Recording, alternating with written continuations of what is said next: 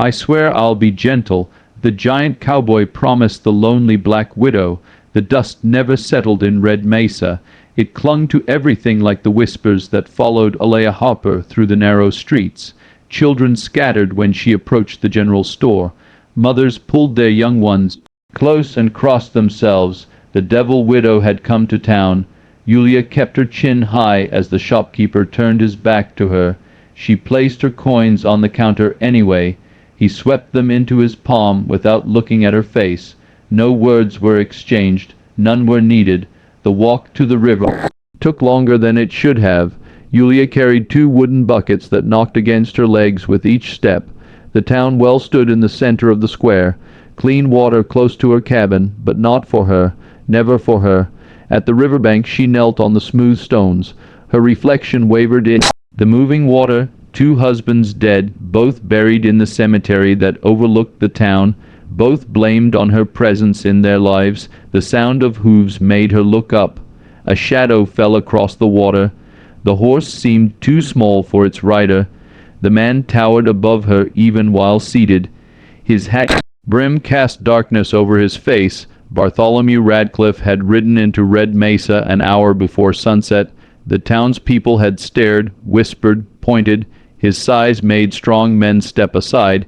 His quiet voice made them lean forward to listen. The saloon keeper had charged him double. The room he received had a broken window and a door that would not lock. Bear paid without complaint. He had seen worse treatment in other towns. Now he sat watching the woman everyone feared. She filled her buckets with steady hands. No trembling, no hurried movements. The dignity in her posture spoke louder than any words. Bear climbed down from his horse. Dust swirled around his boots as they touched ground. Alea glanced up but did not flee. Her dark eyes held intelligence, strength, nothing that matched the stories he had heard in town. He removed his hat. The gesture seemed to surprise her. "Ma'am, I hear tell you might need some help with repairs around your place. I swear I'll be gentle with your property." His voice carried the softness of distant thunder. Alea studied his face, weathered skin, kind eyes, hands that could crush stone, but held his hat like it might break. "Folks say different things about gentlemen in this town." Bear nodded toward her cabin, visible through the cottonwoods. "Folks say different things about a lot of matters. I prefer to see for myself." Hoofbeats approached from town, multiple riders. Alea's shoulders tensed. Bear turned to face the sound. His hand did not move toward his gun. It did not need to. Hiram Bastwick led 4 men toward the river. His horse pranced beneath him like it knew its rider owned half the territory. His eyes fixed on Bear with the look of a man used to getting his way. "Stranger, you picked poor company for conversation." Bear stood between Hiram's horse and Alea. The positioning was not accidental.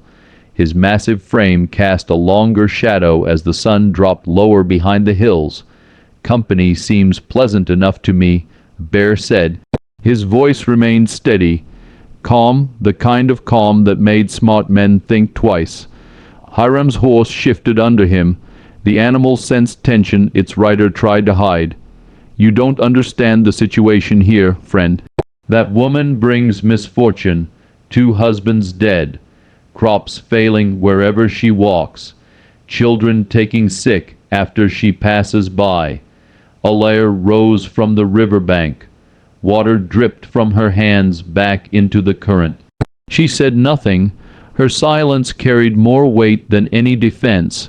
"Seems like a lot of blame for one person," Bear observed. "Facts are facts. Ask anyone in town." Hiram gestured toward Red Mesa. "She's poison in a pretty package. You do well to ride on before her curse touches you, too." Bear picked up one of Alea's water buckets. The handle disappeared in his grip. "I'll take my chances." The threat in Hiram's eyes sharpened. His men shifted in their saddles. Hands moved closer to weapons. Bear noticed everything. The nervous twitch in the second rider's jaw. The way the third man's horse favored its left foreleg's reluctance to meet anyone's gaze. "This is your only warning, stranger." Obliged, Bear lifted the second bucket. "Ma'am, shall we head back?" Alea walked beside him toward her cabin. Neither looked back at the mounted men. The sound of hooves eventually faded into the distance. The next morning brought whispers that spread faster than wildfire. The giant stranger was under the devil-widow spell. She had bewitched him at the river. Soon he would meet the same fate as her husband's. Bear appeared at Alea's cabin door before the sun cleared the mountains. He carried a leather tool satchel and wore work clothes instead of riding gear. The loose boards on her porch had not fixed themselves overnight. "You don't need to do this," Alea said through the partially opened door. "Porch won't repair itself." She watched him work from her kitchen window. His movements were precise, efficient, no wasted motion despite his size. When he needed a smaller nail, he selected it without looking. When a board required gentle pressure, he applied exactly the right amount. By midday, curious townspeople had gathered at a distance. They pretended to conduct business while stealing glances at the cabin. The blacksmith lingered longer than necessary outside his shop. The preacher found reasons to walk past 3 times. Bear worked through their stares. He had felt similar attention in other towns, fear mixed with fascination. The urge to watch something they could not understand. Alea brought him water at noon. She set the glass on the porch rail and retreated to the doorway. "They're watching. Let them watch. They think you're under some kind of spell." Bear tested the strength of a repaired board with his boot. It held firm. What kind of spell would that be? The kind that makes men do foolish things. Alea's voice carried a note of sadness, the kind that gets them hurt. Bear looked at her directly. "You strike me as educated, well-spoken. Nothing foolish about treating someone with basic courtesy." The observation surprised her. Most people in Red Mesa had forgotten she possessed any intelligence beyond brewing trouble. "I taught school back in Missouri. Before I married, what subjects? Mathematics, literature, some legal studies." She paused.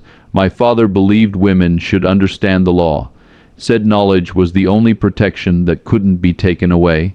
Bear nodded toward the law books visible through her open door. "Wise man." Their conversation was interrupted by approaching footsteps. The general store owner walked up the path with deliberate slowness. His face carried the expression of a man delivering bad news he secretly enjoyed. "Ma'am, sir," he addressed them both but kept his distance from the porch. "Folks in town are getting concerned about the situation here." "What situation is that?" Bear asked. "Well, the association people are starting to talk about consequences." Alea's hands tightened on her apron. She had heard similar warnings before. They always preceded increased hostility, sometimes worse. Bear set down his hammer. The sound echoed off the porch boards like a judge's gavel. "What kind of consequences?" The store owner's confidence wavered under Bear's steady gaze. "Just concerns about the natural order of things, how the town operates." "Seems to me the town operates on fear and gossip. Now see here, we're good Christian people. We look out for each other. By leaving a woman to carry water from the river instead of using the town well." The accusation hung in the air between them. The store owner's face re-ended. He had not expected direct confrontation. Most strangers listened to warnings and moved along. "That's different. The situation is complicated." Complicated how? But the store owner was already backing away. He muttered something about people not understanding local customs and hurried back toward town. Bear returned to his repairs. Alea remained in the doorway. The afternoon sun cast long shadows across her property. In the distance, Red Mesa shimmered like a mirage that might disappear if examined too closely. "They won't give up," she said quietly. Bear drove another nail home with 3 precise strikes. "Neither will I." The words carried a promise that settled over the cabin like evening calm. For the first time in months, Alea allowed herself to believe that someone might actually stay.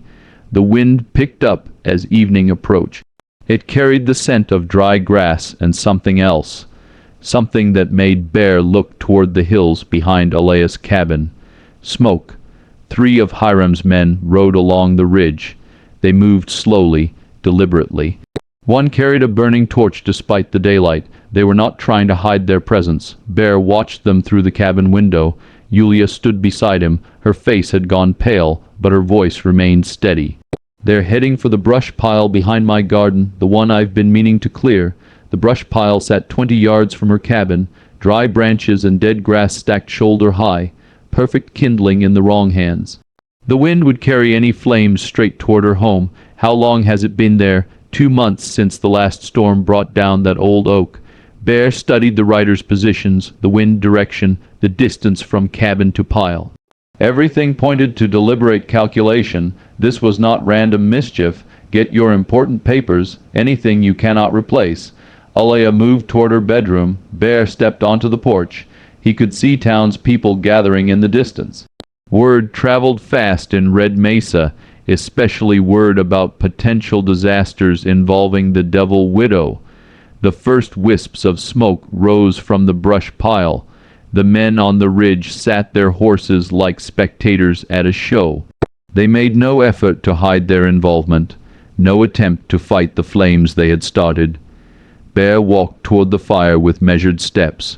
Behind him, Alea emerged with a small wooden box clutched against her chest. The wind gusted stronger. Flames licked higher into the evening air. The townspeople arrived in groups. Some brought buckets. Others came empty-handed. A few openly smiled as they watched smoke billow from the Devil Widow's property.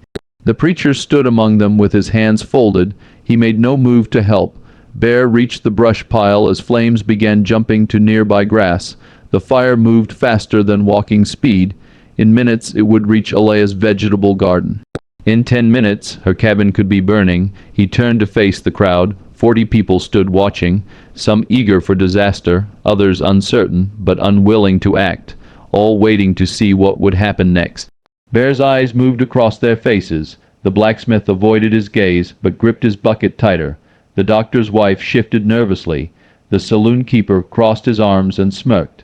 Each person's posture told a story, their true feelings written in stance and expression. "Fire spreading toward the cabin," Bear announced. His voice carried across the open ground. "Going to need help stopping it."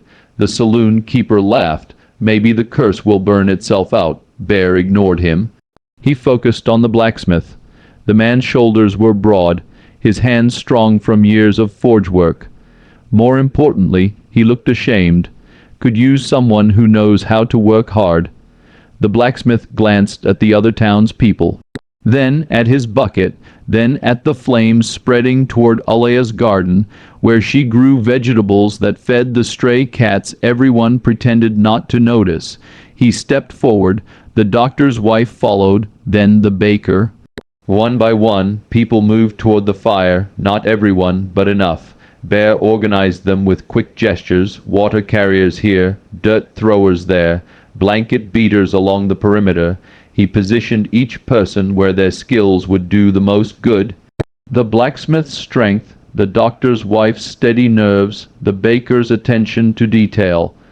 What amazed them was how Bear seemed to know exactly what each person could do best. He read their capabilities like text on a page, placed them where they would succeed rather than fail. The fire fought back. Wind gusts sent sparks flying toward new patches of dry grass. Flames reached higher than a man's head. Heat drove the volunteers backward twice, but Bear's calm direction kept them organized, focused. Yulia worked alongside them. She knew her property better than anyone, which areas burned hottest, where the wind would shift next, where to dig fire reeks for maximum effect. Her intelligence became obvious as she anticipated problems before they developed. The townspeople began looking to her for guidance about her own land. The woman they had feared for months was now directing their efforts to save her home. The irony was not lost on anyone. As flames finally died down to smoldering ash, Bear surveyed the volunteers. Sweat and soot covered their faces, their clothes wry of smoke, but something else had changed. They looked at Alea differently now. She had fought beside them, worked as hard as anyone to save what was hers. The saloon keeper and a few others had never moved from their watching positions. They scowled at the successful firefighting effort. The disappointment in their faces revealed what they had hoped would happen. Hiram's men still sat their horses on the ridge. They had expected to watch a cabin burn. Instead, they had witnessed the town working together. Their torches had backfired in ways they had not anticipated. Bear walked toward the cabin as the volunteers dispersed. Behind him, several townspeople lingered to help Alea assess the damage. The blacksmith offered to repair her garden fence. The doctor's wife invited her to church Sunday. Small gestures, but significant ones. Yulia joined Bear on her porch as darkness settled over Red Mesa. The crisis had revealed something unexpected. When forced to choose between cruelty and decency, more people had chosen decency than either of them had expected. "That was not accidental," she said quietly. Bear nodded toward the ridge where the riders had finally disappeared. "No, it was not. They'll try again. Yes, they will." But something had shifted during the fire. The town's absolute unity against Alea had cracked. Seeds of doubt had been planted about who the real threat might be. The morning after the fire brought unexpected visitors. The blacksmith's wife arrived with fresh bread. The baker brought coffee beans. The doctor's wife carried wildflower seeds to replant Alea's burned garden. Small gestures from people who had crossed the street to avoid her for months. Bear watched the interactions from the porch. He noted how Alea's shoulders relaxed with each kindness, how her smile came easier than it had since he arrived in Red Mesa. The fire had burned away more than brush and grass, but not everyone approved of the changing attitudes. Hiram rode past the cabin twice before noon. His eyes lingered on the visitors, on the repair work continuing despite the damage, on Bear's steady presence that showed no signs of leaving. The saloon keeper made his feelings clear at the general store. His voice carried to the street where Bear loaded lumber into a borrowed wagon. Folks getting soft, forgetting what she cost this town. 2 good men dead, crops failing, children taking fever. The store owner nodded agreement, but kept glancing toward the window, toward Bear's imposing figure handling heavy boards like they weighed nothing. "Maybe things just happen sometimes," the blacksmith suggested quietly. "Maybe there ain't always someone to blame." The saloon keeper's face re-ended. "You saying we've been wrong all this time? I'm saying that woman worked harder than most to save her own place and helped save others too." The argument continued as Bear finished loading. He had heard similar debates in other towns. When fear started losing its grip, anger rushed in to fill the empty space. People did not like admitting they had been wrong, especially about something as serious as persecution. That evening, Alea invited Bear inside for supper. The cabin's interior reflected her education. Books lined one wall, legal texts mixed with poetry and mathematics. A small writing desk held neat stacks of papers covered in careful handwriting. "You've been keeping records," Bear observed. "My father's advice. Document everything. Dates, times, witnesses." Alea gestured toward the papers. "Every strange death, every accident, every time someone blamed my presence for their trouble." Bear examined her notes. The handwriting was precise, the details thorough, dates and locations marked with mathematical accuracy. This was not the work of a grieving widow lost in superstition. This was systematic investigation. "Your first husband, tell me about the day he died." Alea's hand stilled on the coffee pot. Samuel was clearing brush on Hiram's north pasture. Rattlesnake country, everyone knows it, but Hiram sent him alone. No partner, no proper tools, just a dull machete and orders to clear 2 acres before sunset. Hiram's orders specifically. Samuel told me the night before, said Hiram wanted that section cleared for new grazing. Seemed strange timing, middle of snake season, but Samuel needed the work. Bear studied her notes about that day, weather conditions, time of death, location of the snake bite, the doctor's examination, everything documented with careful attention to detail. Your second husband, Thomas, Alea's voice grew quieter. He worked part-time at the general store, started noticing discrepancies in the medicine supplies. Bottles that should have been full were half empty. Labels that didn't match contents, medicine tampering. Thomas thought someone was watering down treatments, selling the extra for profit. He planned to report it to the circuit judge. Alea pulled out another set of notes. Found dead the next morning. Horse supposedly threw him into the rocks by Miller's Creek.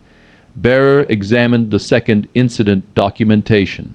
Again, precise details, witness statements, timeline of events, physical evidence descriptions, the work of someone who understood legal requirements for proof. But Thomas was an experienced rider. 20 years in the saddle, that horse was gentle as a lamb. Something spooked it that night, or someone did. The pattern became clearer as Bear reviewed more of Alea's research. Both deaths had removed men who posed potential problems for someone with power in Red Mesa. Both had occurred at convenient times. Both had been quickly attributed to Alea's supposed curse. You've been investigating alone for months. Who would believe me? The devil widow claiming her husbands were murdered. Yulia shook her head. I needed proof, real evidence, the kind that would convince a judge. Bear understood now why Alea had seemed so calm during the fire, why she had organized the firefighting effort with such precision. She was not a victim paralyzed by fear. She was a woman gathering ammunition for a war she intended to win. There's more. Yulia pulled out a third folder. Other deaths, other accidents, all blamed on my presence, but all benefiting the same person. The additional cases painted an even clearer picture. A county tax assessor who died in a riding accident the week before investigating Hiram's property valuations.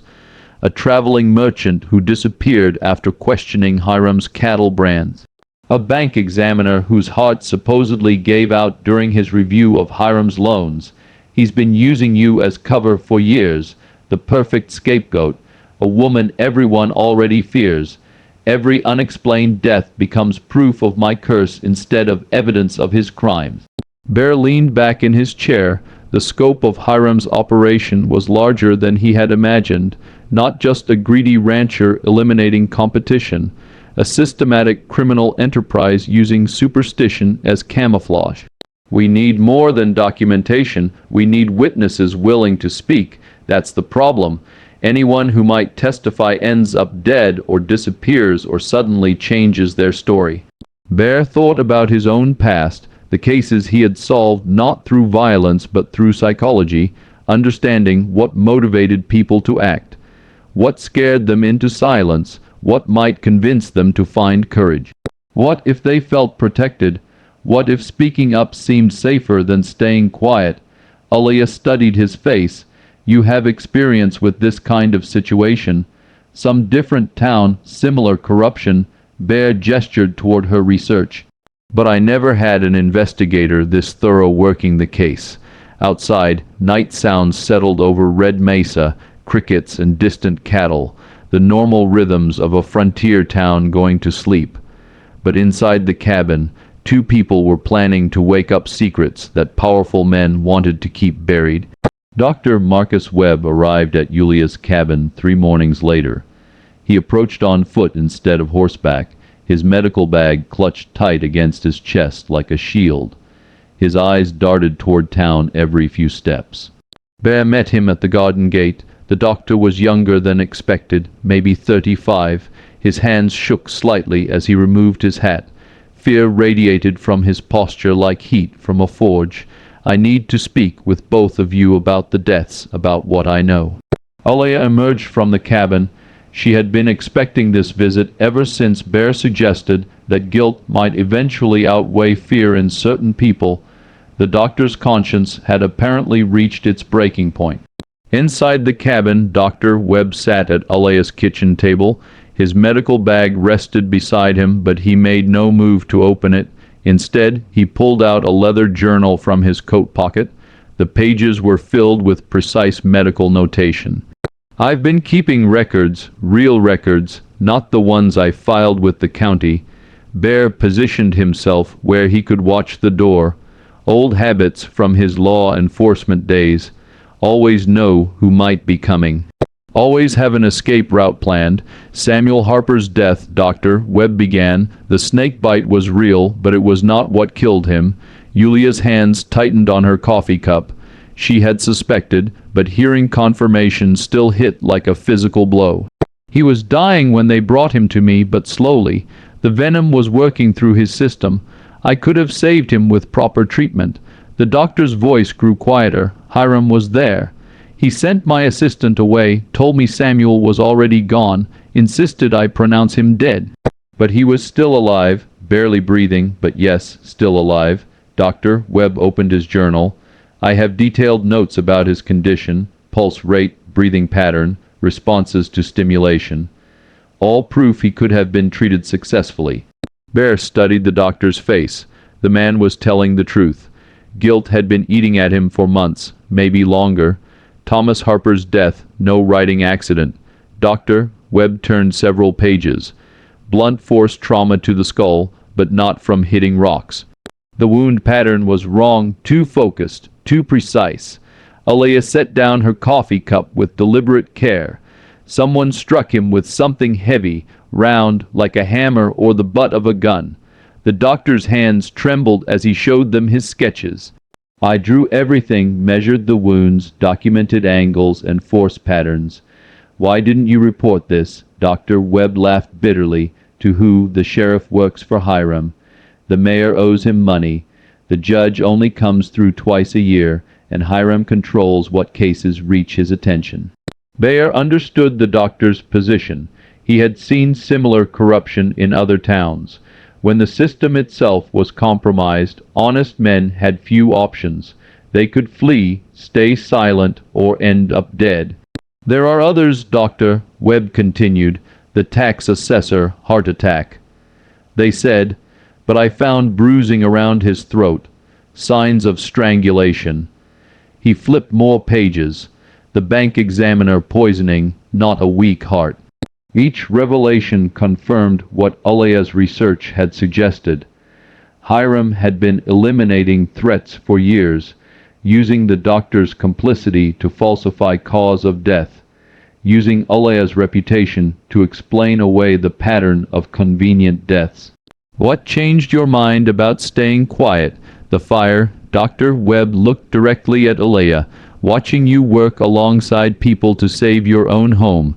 Seeing how they treated you afterward, I realized I was helping persecute an innocent woman while the real killer walked free." Bear leaned forward. "You're willing to testify to all of this? If you can guarantee protection, if there's a real chance of stopping him?" The doctor's voice strengthened. "I became a physician to save lives. Instead, I've been covering up murders. I cannot live with that anymore."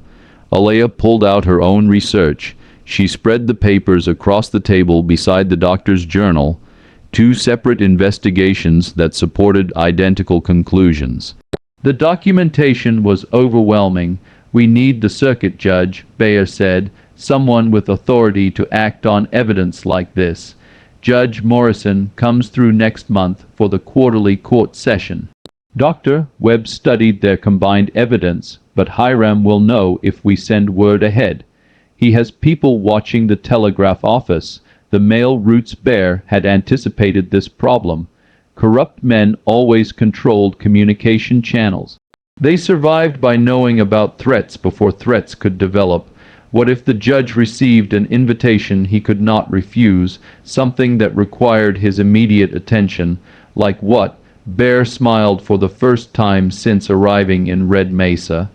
Like a formal complaint filed by multiple citizens alleging systematic corruption. The kind of complaint that creates legal obligations for investigation. Alea understood immediately. A petition with signatures filed through proper legal channels. Exactly. Once filed, the judge has to respond, has to investigate, cannot ignore it without risking his own position. Dr. Webb looked between them. You think people will sign such a petition after being afraid for so long? Some will. Bear thought about the townspeople who had fought the fire, who had visited Alea with small kindnesses afterward, especially if they understand the alternative is living under Hiram's control forever. And if we can prove their signatures will be protected, Alea added that speaking up is safer than staying silent. The three of them spent the rest of the morning combining their evidence, medical records, timeline documentation, witness statements, pattern analysis. By noon they had built a case that would convince any honest judge. The question now was whether they could present it before Hiram discovered their alliance. The doctor's late-night visit would not go unnoticed for long.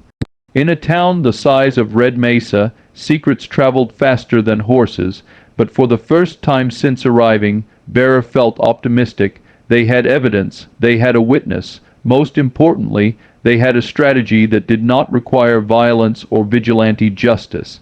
Just truth presented through proper legal channels. Sometimes the system worked if you knew how to work the system.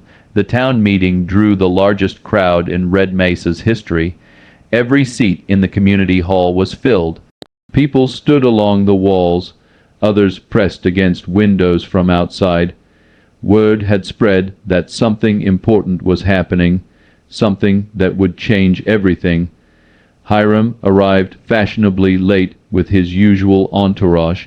He expected to find a small gathering discussing mundane town business.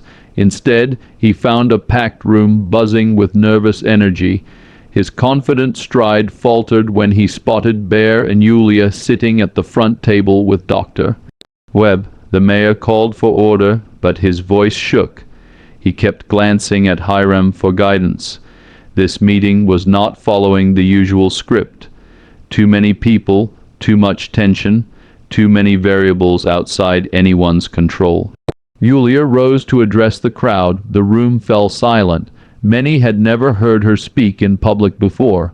They expected either timid whispers or wild accusations.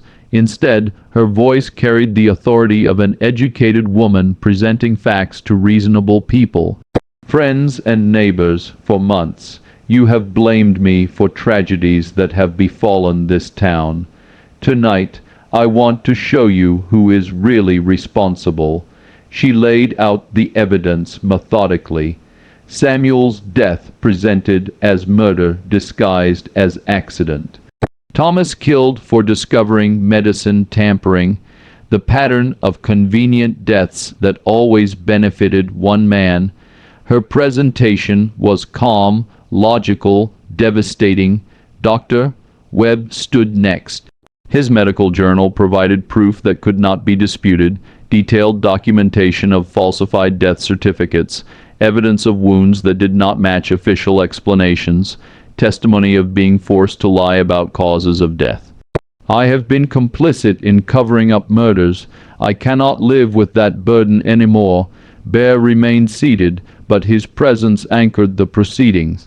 His calm confidence gave others courage to listen, to consider possibilities they had been afraid to contemplate, to question assumptions they had accepted without examination. Hiram finally found his voice. This is preposterous, the ravings of a disturbed woman and a frightened doctor. Everyone knows what she is, what she brings to this town. What I brought to this town was inconvenience to your plans. Alea's response was sharp but controlled.